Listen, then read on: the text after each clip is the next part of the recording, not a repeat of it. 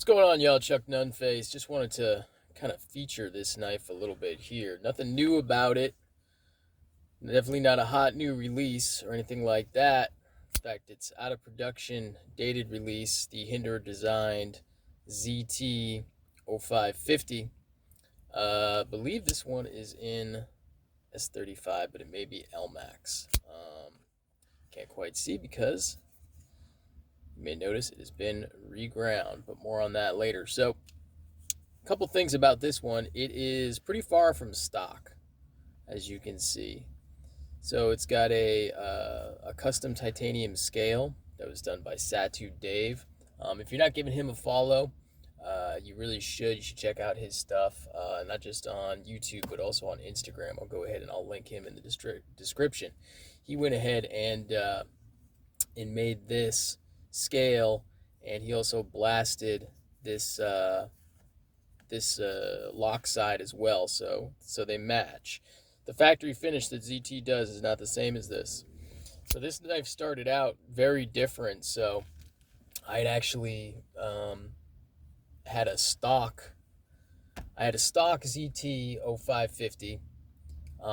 If you've been following me for any length of time, really on Instagram especially, you'll know that I kind of go through phases where I want a particular brand or model or something like that, and I kind of collect a lot of that particular model or brand. And then I tend to sell off a lot of what I've collected and, just keep a couple of examples. And the 0550 was one of the examples that I kept, mainly because of what's been done to it and how much I like it and how unique it is. But in any case, I had one of these, and I ended up doing a deal with Dave where I traded, I can't remember what I traded. It was a Medford or something like that for a ZT over another ZT 0550 with this frame and the titanium scale plus all the original scales and like another knife as well. I don't remember what it was. I don't remember what the exact deal was. Maybe it was cash plus this knife, something like that. I can't exactly remember. But in any case, this knife came in. So what I had done is I can't remember the reason why, but for whatever reason, I liked the blade. I think I had modified the other blade, or is it this blade that I modified? I can't remember. I had increased the choil. I had deleted the little nub that comes off the stock version of it, and I liked the way it looked, and so I wanted to keep that blade and have it reground by BGM Knives. BGM does a great job. I'll link him in the description too. I believe his first name's John. I can't remember off the top of my head, but he's a younger guy working out of I believe New York, possibly Pennsylvania, something like that. And he does a lot of regrinds, and he's really good at it. You should definitely check out his work and give him some consideration if you're thinking about getting a knife reground. So I wanted to get the regrind done, and with that particular blade, but I wanted to put it on these, with this handle scale configuration. So it's really kind of a Franken 0550. Blade came back beautifully from BGM. I love the way he regrinds his blades. He did a nice thin hollow grind on the blade itself.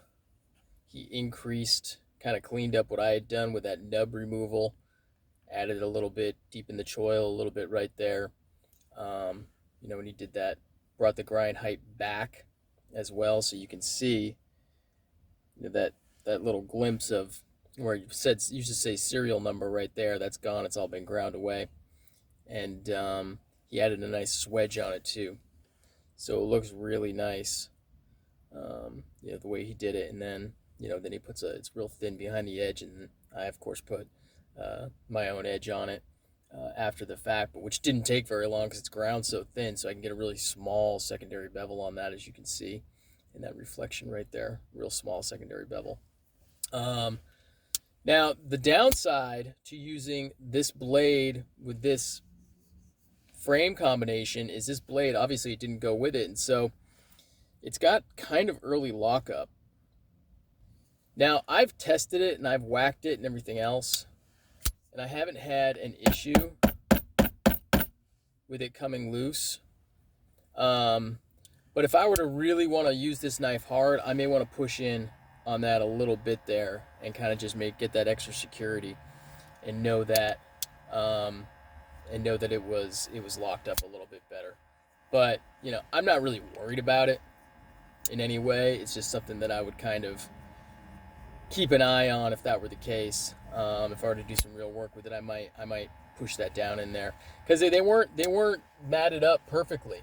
So this blade didn't. It was from a different production run and everything else. So the machining was done a little bit differently, and it didn't match up with the lock face perfectly. So it's kind of wearing in. If I use this knife every day, it would probably be better. But I'm not real overall very concerned about it.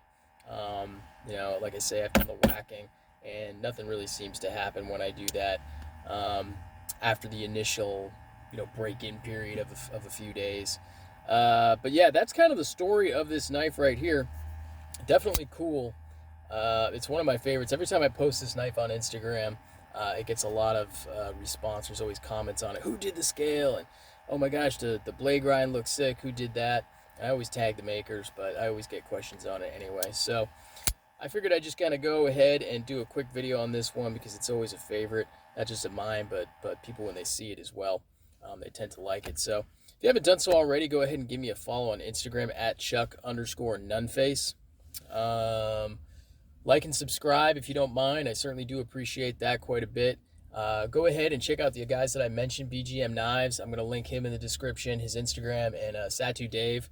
I'll link his YouTube and his Instagram handle in the description as well. And yeah, leave me a comment. Let me know what you think about this one.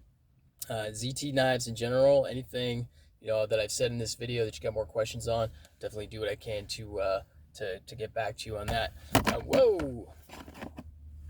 It's dangerous of shooting in your car. I've been doing more car videos just as kind of a sidebar, because I don't have a lot of time in the evening, and the days are getting longer, but I kind of move where I'm recording from, one part of the house to another part of the house, and I don't really like the lighting in the other part of the house. And so if nighttime, if the day gets away from me and I don't have time to shoot a video like after work or something like that, I'm not happy with the light that I get if I can't get any natural light. So I don't know, I've just ended up kind of doing this instead. So anyway, sidebar over. Thanks for checking out. Definitely appreciate it. Peace.